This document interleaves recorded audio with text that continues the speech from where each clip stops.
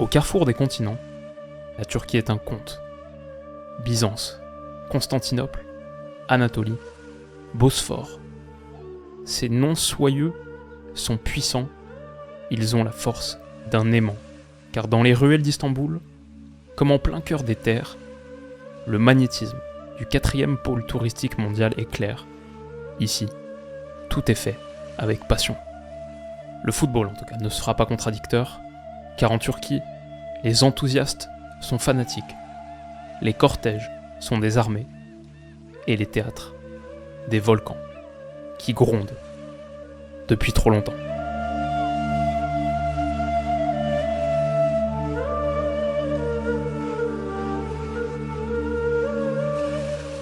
Les amis, bienvenue, j'espère que vous allez tous très bien, très content de vous retrouver pour cette nouvelle vidéo, 6ème épisode de retour aujourd'hui, et on a la chance de discuter d'une des sélections les plus fascinantes du tournoi, la Turquie à l'Euro 2024. Bon, déjà la première chose à dire, c'est qu'elle a 2-3 trucs à se faire pardonner. Les derniers tournois ont été assez décevants, dans l'ensemble 6ème participation à un Euro pour la Turquie, une demi-finale en 2008, loin d'être déshonorant, mais les deux derniers, et surtout l'Euro 2020/2021 où la Turquie devait être une des sensations du tournoi, mais termine à la dernière place de son groupe, 3 défaites en 3 matchs et 3 nettes défaites contre l'Italie en ouverture 3-0, contre le Pays de Galles 2-0, contre la Suisse 3-1, un seul but marqué, 7 encaissés. Ouais, cette Turquie avait été, il n'y a pas d'autre mot, atroce. Ces gars-là ont des choses à se faire pardonner. Cet été ressemble à une belle opportunité. La Turquie s'est qualifiée avec brio, première de son groupe, devant la Croatie, que la Turquie a battue en Croatie il y a quelques mois. Bon, derrière, en novembre 2023, ils battent l'Allemagne en amical 3-2 à Berlin, un succès qui a eu un vrai retentissement. Mais petite inquiétude au dernier rassemblement, vraie inquiétude, 2 défaites successives contre la Hongrie et surtout contre l'Autriche 6-1. Celle-là, elle a fait mal. Quel est le vrai niveau de cette équipe ? Est-ce qu'ils vont encore une fois être le flop de la compétition, faire un top tournoi? Franchement, tout est envisageable avec cette Turquie. Et la première chose qui est véritablement fascinante, cette Turquie 2024, cette Turquie de Vincenzo Montella, c'est vraiment la Turquie de la nouvelle génération. C'est la deuxième équipe qui va être la plus jeune du tournoi, juste derrière l'Ukraine, dont on a parlé il y a quelques semaines. Et peut-être que tout le paradoxe est là. 2 des plus gros joyaux du football turc, 2 des visages de cette sélection, Arda Güler du Real Madrid, Kenan Yildiz de la Juve, qui ont respectivement 19 et 18 ans. À eux deux cumulés, c'est 11 petites capes avec la Turquie. Ils pourraient être 2 des révélations absolues de l'Euro. Alors, on va commencer par Arda Güler. Généralement, Montella joue quasiment tout le temps depuis qu'il est arrivé dans un 4-2-3-1. Donc, s'il devait avoir une place en tant que titulaire, c'est pas forcément garanti, mais ce serait en tant que numéro 10. Bien sûr, transfert sensation du Real Madrid l'été dernier, mais il a joué que 166 petites minutes, toutes compétitions confondues, sous la tunique merengue. Est-ce que tu peux vraiment lui donner le rôle de 10 titulaire à l'Euro? Franchement, le truc c'est que sur les moments où il joue, c'est très intéressant. On l'a vu l'autre jour encore une fois contre la Real Sociedad. Premier match, première titularisation de Güler en Liga. Bon bah il finit homme du match, marque un but. Contre l'Autriche, malgré la large défaite turque, franchement lui, quelques très belles séquences également. Ce qui me plaît avec Arda Güler, c'est qu'il a pas froid aux yeux. La qualité technique, ok, celle-là elle est évidente, celle-là on la voit depuis un moment. Mais franchement dans tout ce que je vois, les prises de décision, même le langage corporel, je trouve beaucoup de personnalité et beaucoup de caractère chez ce jeune gars. Donc moi je suis totalement dans le train Arda Güler. Je pense que même saison prochaine au Real, avec sans doute la non-prolongation de Luka Modric. Modric c'était environ 2000 minutes cette saison en sortie de banc la plupart du temps. Ouais, Güler pourrait prendre 1000, peut-être 1500 de ces minutes-là et poursuivre sa progression. Un gros Euro pourrait aussi jouer dans cette trajectoire. Donc voilà, l'histoire Arda Güler à l'Euro, fascinante je trouve. Et Kenan Yildiz, alors pour l'instant on l'a mis à gauche, ça pourrait être en pointe. Le secteur offensif de Vincenzo Montella demande encore à être dessiné, éclairci. Mais bien sûr je vais vous parler de tout le monde. Kenan Yildiz de la Juve, 18 ans seulement. Mais il a joué les 20 derniers matchs de la Juve. Pas toujours en tant que titulaire, parfois des courtes entrées, sorties de banc, etc. Et il n'a pas forcément été exceptionnel sur ces 20 matchs. En même temps, la Juve d'Allegri, pour un jeune offensif créatif, c'est pas forcément le contexte d'épanouissement optimal. Et pourtant, bon, même là, on l'a quand même vu faire à certaines reprises 2-3 trucs sympas. Avec la Turquie, il a pas mal joué pour le coup. Et il est le buteur du 2-1 contre l'Allemagne, cette frappe-là. Voilà, Güler, Kenan Yildiz, 19 et 18 ans, 11 caps cumulés à eux deux. Le talent est là, on l'a vu que par bribes pour l'instant, mais bon, c'est aussi 2 gars qui jouent au Real et à la Juve. On peut pas s'attendre à avoir 30 titularisations par saison à leur âge. Mais ouais, il y a vraiment un monde où les deux explosent à l'Euro. Juste ça, ça rend cette équipe passionnante à suivre. Encore une fois, j'ai l'impression de me répéter à chaque épisode, mais ces 2 gars, si demain je fais ma vidéo 20 joueurs à suivre à l'Euro, je pense que c'est 2 gars que je mets aussi dans le top 20. Elle commence à être longue cette liste. Mais donc voilà, on a parlé de Kenan Yildiz et d'Arda Güler. Ah, il y a un autre joueur qui m'intéresse bien, il est un petit peu plus âgé, 24 ans, le latéral du Fener, Ferdi Kadioglu. 20 millions d'euros sur Transfermarkt, c'est le joueur le plus valuable du championnat turc, à égalité avec Sébastien Szymanski dont on a parlé hier, épisode polonais. Mais ouais, super latéral, il peut jouer à droite comme à gauche. C'est hyper important pour la Turquie parce qu'il n'y a pas de super option sur cette ligne défensive pour les Turcs. Sur les flancs, Cenk Özkaçar, ex-OL, c'est un peu une catastrophe. On l'a vu en qualif contre l'Arménie. Le match amical contre l'Autriche aussi, c'est vraiment pas distingué. Et à droite, Zeki Çelik, c'est pas fou non plus. Faudrait cloner Kadioglu. Et je pense que Montella passerait de meilleures nuits. Kadioglu est option numéro 1 à droite comme à gauche. Donc est-ce que ce sera Kadioglu à droite et Özkaçar à gauche? Ça a pas mal ressemblé à ça récemment. Au Fener, il joue pas mal en tant que latéral gauche la plupart du temps. Mais il est droitier. Avec la Turquie, il a joué un petit peu plus à droite. Je sais pas, mais c'est un joueur très intéressant. Aussi à suivre, un peu plus âgé que les autres. Mais dans cette nouvelle génération turque, joueur qu'on n'a pas du tout vu au dernier Euro par exemple, gardons un œil sur Kadioglu. Bon, on a parlé de tous ces gars-là, on n'a pas parlé peut-être de la star de cette sélection. Bien sûr, vous l'avez. À 30 ans, il est sans doute au pic de sa carrière, il vit sans doute son prime, parce que depuis 2 saisons à l'Inter, Hakan Çalhanoğlu, dans un rôle un petit peu plus de milieu reculé, et ça va être beaucoup mieux qu'au dernier Euro, où sous Şenol Güneş, il était généralement ailier gauche, sur 2 des 3 matchs des phases de groupe, ailier gauche, bon ça va pas du tout. Çalhanoğlu maintenant, dans une base, un tandem de l'entrejeu avec la Turquie, c'est très bien, et avec l'Inter, il est merveilleux. Sur les 2 dernières saisons, Çalhanoğlu, c'est 6600 minutes cumulées, il a éclaboussé la Serie A de son talent cette saison, c'est un des meilleurs 6 du monde. En vrai, aujourd'hui, est-ce que tu mets Çalhanoğlu en dessous des 3, 4, allez, 5 maximum meilleurs 6 du monde? Clairement pas. La saison dernière, il joue un rôle absolument vital dans la finale de Ligue des Champions de l'Inter. Aussi, je dirais, top 2 ou top 3 des meilleurs tireurs de penalty du monde. C'est le capitaine de la Turquie. Ça a bien changé, comme on dit, depuis le dernier Euro. Sur ce tandem-là de l'entrejeu, Çalhanoğlu, c'est top.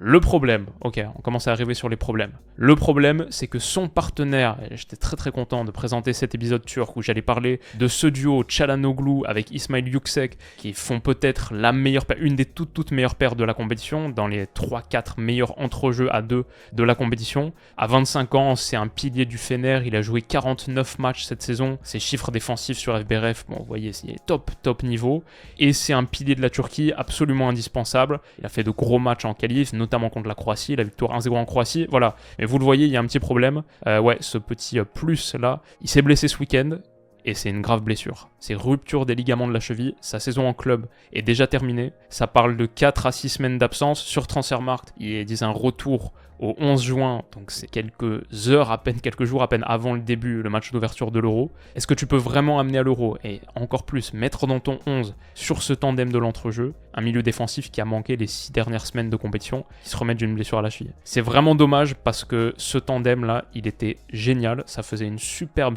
base, superbe ossature pour la Turquie, et il était utile à la pression aussi. Cette Turquie de Vincenzo Montella, elle est aussi intéressante, pas que parce que c'est une Turquie next-gen avec des petits joueurs sympas, aussi parce que collectivement, elle essaie de mettre beaucoup d'intensité, d'effort, presser, aller chercher l'adversaire, et Yüksek était totalement là-dedans. Donc c'est vraiment dommage de le perdre, et je vois pas forcément par qui tu le remplaces. Ok, il y a Salih Özcan, c'est pas un titulaire incontestable à Dortmund, c'est 1700 minutes cette saison, par exemple Yüksek il était à 3600, ok, avec le Fener. Özcan c'est 1700, avec la Turquie ses derniers matchs sont pas extraordinaires, contre l'Autriche notamment, il s'est pas mis en évidence, c'est pas une excellente option. Ah, il y a un joueur que j'aime bien sur le papier bien sûr, Kökçü de Benfica, qui était extraordinaire au Feyenoord la saison passée. Benfica l'a acheté 25 millions été dernier, c'est la 3e recrue la plus chère de leur histoire, derrière Enzo Fernandez et Darwin Núñez, qu'ils avaient acheté bien cher, 35-45, Kökçü c'est 25 plus bonus. Alors c'est compliqué, en fait il y a quelques semaines, 2 mois si je me souviens bien, il a publiquement critiqué son coach Roger Schmidt dans la presse néerlandaise, en disant qu'il était mal utilisé, beaucoup trop bas, que lui voulait être plus haut.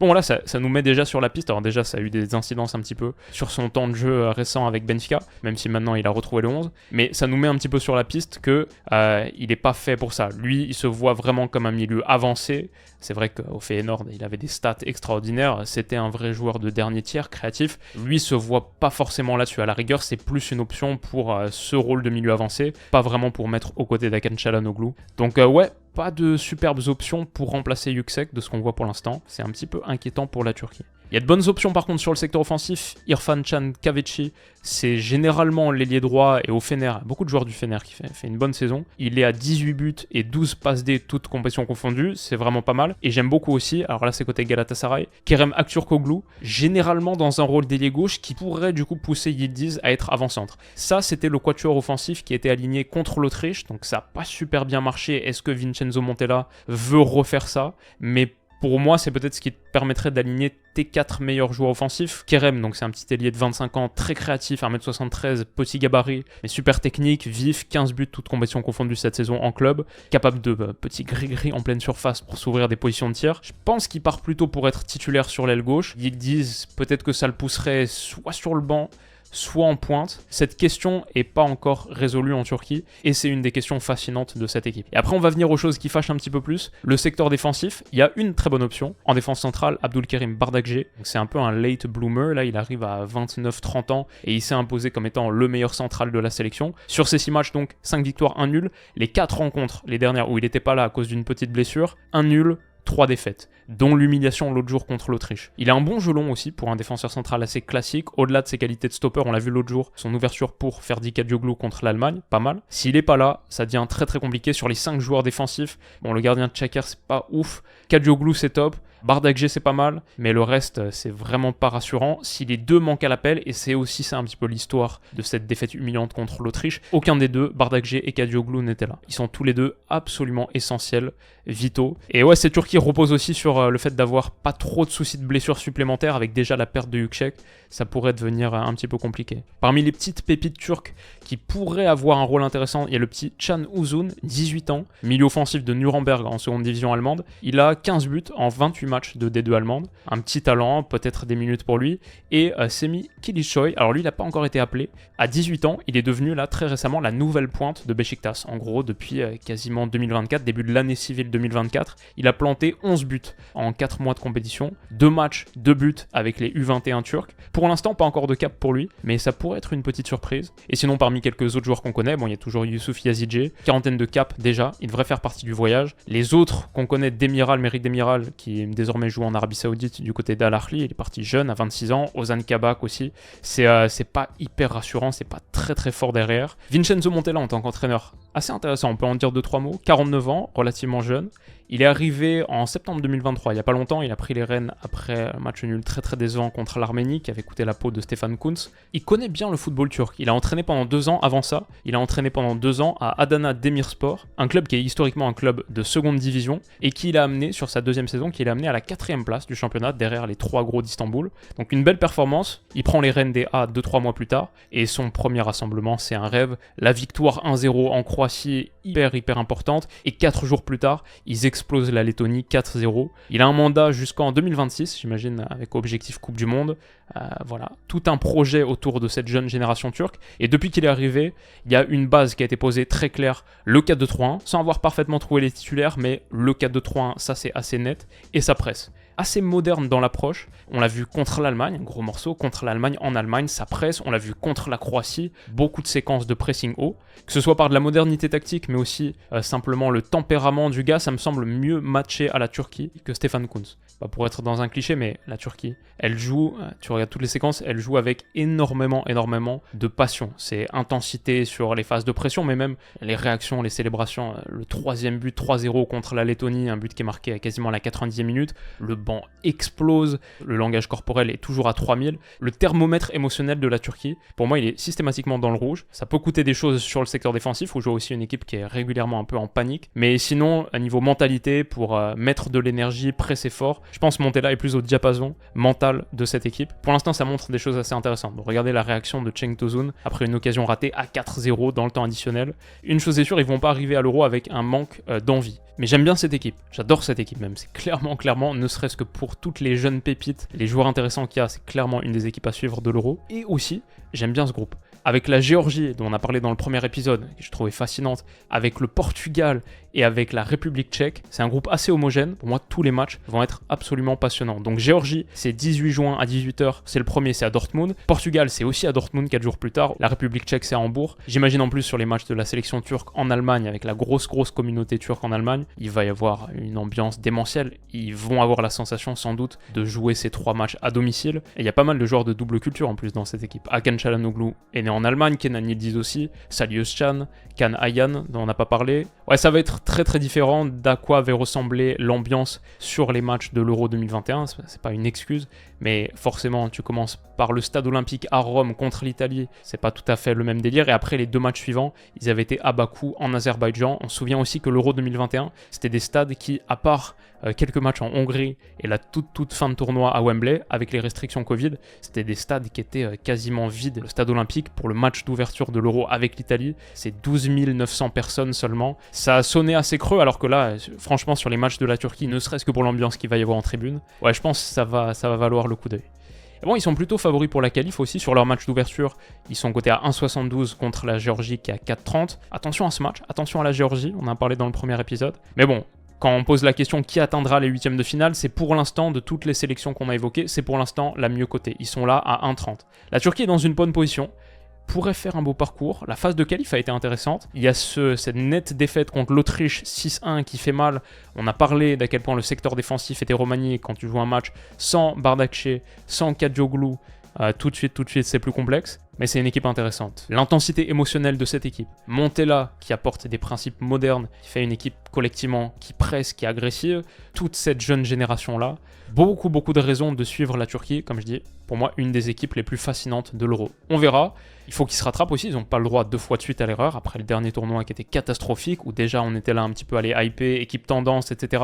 C'était atroce. Donc ça aussi, pour moi, ça met encore un petit peu plus de pression. C'est sympa. Ouais, les matchs de la Turquie, je pense, sont vraiment à voir. Merci à la page Joueur Turc sur Twitter qui m'a bien aidé pour faire cet épisode, qui vit la hype Arda Güler en ce moment avec beaucoup d'intensité, mais qui parle pas que de ça. Par exemple, on apprend notamment que Ferdi Kadioglu, dont on parle là, le Bayer Leverkusen aurait pris des renseignements, peut-être un départ de Grimaldo, Frimpong cet été, j'espère pas.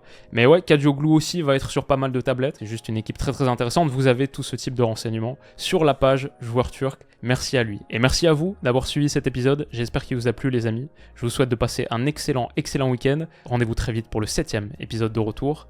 À bientôt. Bisous.